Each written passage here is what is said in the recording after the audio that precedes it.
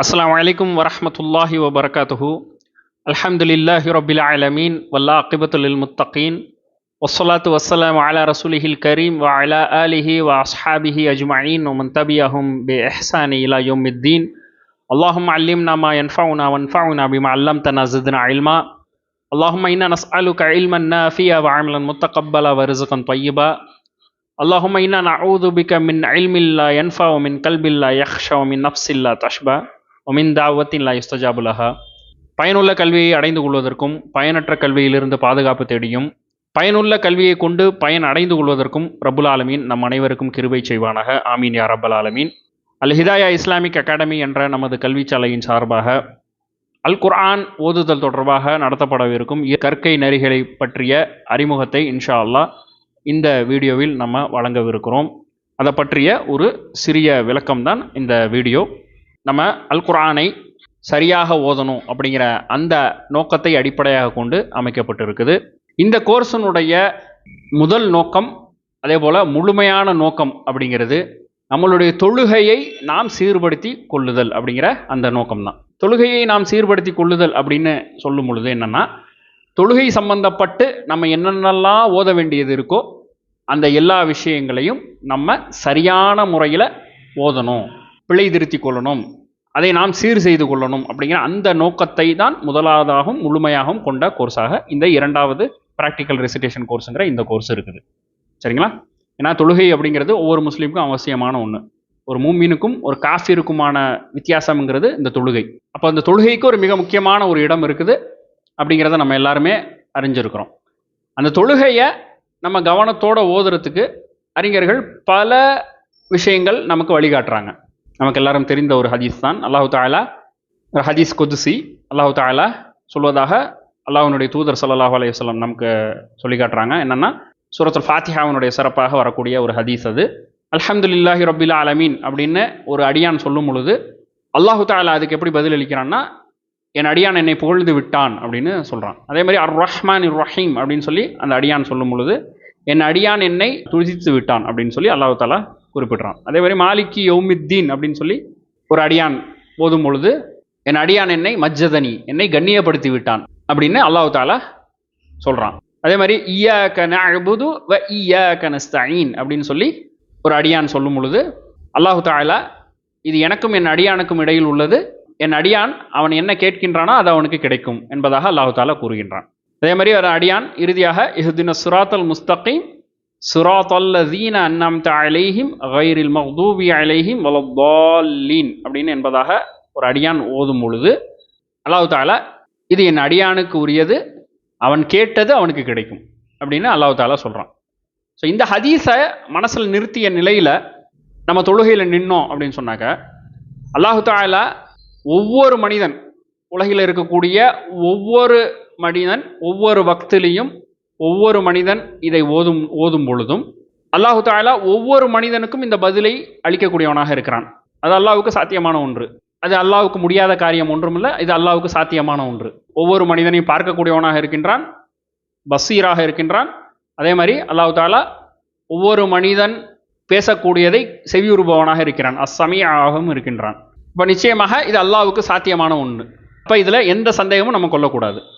நான் இதை ஓதுறேன், எனக்கு அல்லாஹு தஆலா இப்படி பதில் அளிக்கின்றான் அப்படிங்கிற அந்த ஒரு ஓர்மையோட சூரத்துல் ஃபாத்திஹாவை ஒருத்தர் தொழுகையில் ஓதுனார் அப்படின்னு சொன்னால் நிச்சயமாக அவருடைய கவனம் சிதறாது. அவருடைய கவனம் அல்லாஹு தஆலா எனக்கு பதிலளித்து கொண்டிருக்கின்றான் அப்படிங்கிற அந்த உணர்வோடு தொழுவும் பொழுது நிச்சயமாக அந்த தொழுகையில் ஒரு ஓர்மை இருக்கும். அதே போல் உலமாக்கள் சொல்லக்கூடிய இன்னொரு வழிமுறை தான் என்னென்னா, தொழுகையில் நம்ம நேரடியாக போய் எடுத்த உடனே ஃபர்தை தொழுவாமல் தொழுகைக்கு முன்னதாக இருக்கக்கூடிய சுன்னத்து தொழுகைகளை நம்ம தொழுதுவிட்டு அந்த தொழுகையில் இணையும் பொழுது, அந்த ஃபர்துக்காக நம்ம தயாராகும் பொழுது அதில் ஒரு ஓர்மை இருக்கும் அப்படின்னு சொல்லி. காரணம் என்னென்னா, நம்ம ஒரு வேலையில் இருப்போம், நம்ம நேரடியாக போய் ஃபர்து தொழுகையில் நம்ம இணையும் பொழுது என்ன ஆகும்னு சொன்னாக்க, செஞ்சுக்கிட்டு இருந்த அந்த வேலையினுடைய பாதிப்பு பாதி இருக்கும். அதே மாதிரி தொழுகையில் பாதி அப்படி போயிடும். மீதி தொழுகை எப்படி இருக்கும் அப்படின்னு சொன்னாக்க, அடுத்தது இந்த தொழுகை முடிச்சுட்டு நம்ம செய்ய வேண்டிய அடுத்த வேலையை அந்த தொழுகையிலே யோசிச்சுக்கிட்டு இருப்போம். ஸோ இப்படியெல்லாம் ஒரு விஷயங்கள் இல்லாமல் ஒரு ஓட்டப்பந்தயத்தில் ஓடக்கூடிய ஒரு வீரர் எடுத்த உடனே கிரவுண்டுக்குள்ளே நுழைஞ்சானே, திடலுக்குள்ளே நுழைஞ்ச உடனே எடுத்த உடனே அவர் ஓட மாட்டார். போய் நிற்பார், நின்று தன்னுடைய அந்த ஓட்டத்துக்கு தயாராக இருக்க வேண்டிய சில பேசிக்கான சில விஷயங்களை செஞ்சுக்குவார். என்ன செய்வார்னாக்கா, ஸ்ட்ரெச்சஸ் செய்வார். அதாவது என்ன சொல்கிறது, தன்னுடைய கைகளையும் கால்களையும் அசைத்து நின்ன இடத்துல நின்று ஓடி பார்க்கறது போன்ற விஷயங்களை செய்து கொண்டு அதன் பிறகு அந்த ஓட்டத்துக்கு தயாராகுவார். அது மாதிரி தொழுகையில் நம்ம கவனத்தோடு இருக்கணும் அப்படிங்கும் பொழுது, அந்த ஃபர்துக்கு நம்ம தயாராகும் பொழுது அதற்கு முன்னதாக இருக்கக்கூடிய சுன்னத்துகளை நாம் பேணி கொண்டோம்னு சொன்னால், நம்ம ஏற்கனவே செஞ்ச அந்த வேலையினுடைய அந்த தாக்கம் அதில் கொஞ்சம் குறைஞ்சிரும். அப்போ நம்ம ஃபர்தில் இணையும் பொழுது நம்ம அதில் கூடுதல் கவனத்தோடு நம்ம இருக்கிறதுக்கான சாத்தியக்கூறுகள் அதிகமாக இருக்குது.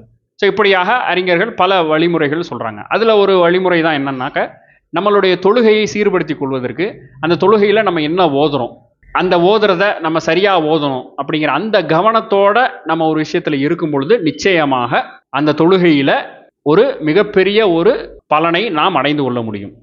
இது என்னென்னா, இப்போ தொழுகை சம்மந்தப்பட்டு நம்ம என்னென்ன ஓதுறோம் அப்படின்னு சொன்னால், தொழுகையில் நம்ம ஆரம்பமாக தக்பீர் சொல்லுவோம், அல்லாஹு அக்பர்னு சொல்லி தக்பீர் சொல்லுவோம். அதன் பிறகு சனா ஓதுவோம். சனா ஓதிட்டு அதன் பிறகு சூரத்துல் ஃபாத்திஹா ஓதுவோம், துணை சூறாக்கள் ஓதுவோம். அதன் பிறகு இருக்கக்கூடிய பல்வேறு நிலைகள் என்ன, ருக்குவுக்கு நம்ம போவோம், அந்த நேரத்தில் நம்ம ஓத வேண்டியது இருக்குது. சுஜூதுக்கு நம்ம போவோம், அந்த நேரத்தில் நம்ம ஓத வேண்டியது இருக்குது. அதே போல் 2வது ரக்காத்து 4வது ரக்காத்து போன்ற ரக்காத்துகளில் நம்ம அத்தஹியாத்துன்னு சொல்லக்கூடிய அந்த தஷஹுதுனுடைய அந்த அந்த இருப்பில் நம்ம ஓத வேண்டியதுன்னு இருக்குது. அதே மாதிரி அந்த இருப்பில் நம்ம கேட்க வேண்டிய துவாக்கள்னு சொல்லி அல்லாஹ்வுடைய தூதர் ஸல்லல்லாஹு அலைஹி வஸல்லம் நமக்கு நிறைய துவாக்களை சொல்லி கொடுத்துருக்குறாங்க. அந்த துவாக்களினுடைய விஷயங்கள். அதே போல் தொழுகைக்கு பிறகு நம்ம ஓத வேண்டிய ஜிக்ருகள் இருக்குது. அதே மாதிரி தொழுகைக்கு முன்பதாக நம்ம செய்ய வேண்டியது என்ன அப்படின்னு சொன்னாக்கா, உது இருக்குது. அதே மாதிரி அசான் இருக்குது, அசானுக்கு பதில் சொல்லுதல்னு இருக்குது. ஸோ இப்படியாக தொழுகை தொடர்பாக இருக்கக்கூடிய எல்லா அம்சங்களையும், தொழுகை தொடர்பாக இருக்கக்கூடிய எல்லா விஷயங்களும், தொழுகைக்கு உள்ள தொழுகைக்கு வெளியே அப்படின்னு சொல்லி தொழுகை சம்பந்தப்பட்டு இருக்கக்கூடிய அனைத்து விஷயங்களையும் சரியாக ஓதிக்கொள்ளுதல், பிழை இல்லாமல் சரியான உச்சரிப்புகளை கொடுத்து நம்ம ஓதுதல் அப்படிங்கிற அந்த விஷயத்தை இந்த பாடத்திட்டம், இந்த அல் குர்ஆன் ஓதுதல், இந்த ப்ராக்டிக்கல் ரெசிடேஷன் கோர்ஸுங்கிற இந்த கோர்ஸில் நம்ம படித்து கொள்ள முடியும். ஏன்னா அல்ஹம்துலில்லாஹி ரப்பில் ஆலமீன் அப்படின்னு நம்ம ஓதுறோம். அதில் அல்ஹம்து அப்படின்னு சொல்லும் போது இருக்கக்கூடிய ஹாவுக்கும் லில்லாஹி அப்படின்னு இருக்கக்கூடிய அந்த ஹாவுக்கும் வித்தியாசம் இருக்குது. ரெண்டுமே தமிழில் எழுதி பார்த்தா ஹாவன்னா தான் எழுதுவோம். ஆனால் அரபு மொழியில் உச்சரிக்கும் பொழுது அல்ஹம்துன்னு சொல்லி அந்த ஹாவுனுடைய உச்சரிப்பு வேற, லில்லாஹி அப்படின்னு சொல்லும் போது இந்த ஹாவுனுடைய உச்சரிப்பு வேற. ஸோ அப்போது ஓதக்கூடிய ஒரு மனிதர் இதையெல்லாம் அறிந்து கொண்டு பயிற்சி எடுத்து அந்த கவனத்தோட எந்த ஒரு நம்ம இதை சரியாக ஓதணும் அப்படிங்கிற அந்த கவனத்தோடு நின்று ஓதும் பொழுது நிச்சயமாக அந்த தொழுகையில் ஒரு கான்சன்ட்ரேஷனும் ஒரு ஃபோக்கஸும் கவனச்சிதறல் இல்லாமல் இருக்கும். இந்த கோர்ஸில் நீங்கள் சேர்வதற்கு முன்பதாக இருக்கக்கூடிய அந்த ஓதுதலுக்கும் இந்த கோர்ஸில் சொல்லப்படக்கூடிய விஷயங்களை பயிற்சி எடுத்து அதன்படி ஓதி அதை நீங்கள் சீர்படுத்தி கொண்டு நீங்கள் ஓதக்கூடிய அந்த நிலைக்கும் பார்த்தீங்கன்னு சொன்னாக்க நிச்சயமாக ஒரு மிகப்பெரிய ஒரு உச்சரிப்பில் திருத்தம், ஓதுதலில் திருத்தம் போன்ற அந்த விஷயத்தையும் நீங்கள் அடைந்து கொள்ள முடியும். அதே போல் அந்த விஷயத்தை கவனம் கொடுத்து தொழுகையில் நம்ம அதை கான்சென்ட்ரேட் பண்ணும் பொழுது தொழுகையிலேயே நம்மளுடைய கவனம் மிக அதிகமாக இருப்பதை நம்மளால் உணர முடியும். இது ப்ராக்டிக்கலாக உணர்ந்த ஒரு விஷயம் அப்படிங்கிறதுனால இந்த கோர்ஸில் ஒரு மிகப்பெரிய ஒரு பலனை அடைந்து கொள்ள முடியும். 20 வகுப்புகள் கொண்ட கோர்ஸாக இது இருக்குது. இந்த கோர்ஸுக்கும் மாதாந்திர கட்டணம் எதுவும் கிடையாது. ஒரு அட்மிஷன் ஃபீஸ்ன்னு சொல்லக்கூடிய ஒரு சிறிய தொகை மட்டும் இருக்குது. இந்த கோர்ஸில் சேர்ந்து படித்து இந்த கோர்ஸுக்கான தகுதியை நீங்கள் வளர்த்து கொண்டு இந்த கோர்ஸினுடைய நோக்கமாக இருக்கக்கூடிய தொழுகையை சீர்படுத்தி கொள்ள வேண்டும் அப்படின்னு இருக்கக்கூடிய தொழுகை சம்மந்தப்பட்டு இருக்கக்கூடிய என்னென்னலாம் இருக்குதோ அதையெல்லாம் நம்ம சொல்லி கொடுத்தபடி நீங்கள் ஓதிக்கொண்டீங்க அப்படின்னு சொன்னால் உங்களுடைய நிலைக்கு ஏற்ப இந்த கோர்ஸுக்கு உங்களுக்கு ஒரு சர்டிஃபிகேட்டும் இன்ஷா அல்லாஹ் வழங்கப்படும். இந்த கோர்ஸும் யூடியூப் வாயிலாக உங்களுக்கு வீடியோவாக வந்துடும். உங்களுடைய கன்வீனியன்ட் நேரத்தில் நீங்கள் கேட்டுக்கலாம். அந்த பாடத்தில் சொல்லப்பட்ட விஷயங்களை உள்வாங்கி படித்து பயிற்சி எடுத்து அதை நீங்கள் ஓதி அனுப்பலாம். ஏன்னா தொழுகை அப்படிங்கிறது ரொம்ப முக்கியம். 7 வயசில் நம்ம பயிற்சி எடுத்து 10 வயசில் கடமையாகி நம்ம அந்த தொழுகையை எதுவரை தொழுகிறோம் அப்படின்னு சொன்னாக்கா சூரத்துல் ஹிஜ்ரில் சொல்கிறான், வஅபுது ரப்பக ஹத்தா யத்தியக்கல் யக்கீன் வரும் வரை, அதாவது மரணம் வரும் வரை நீங்கள் உங்களுடைய இறைவனை வணங்குவீராக அப்படின்னு சொல்லி அல்லாஹ் தஆலா நமக்கு கட்டளையிடுறான்.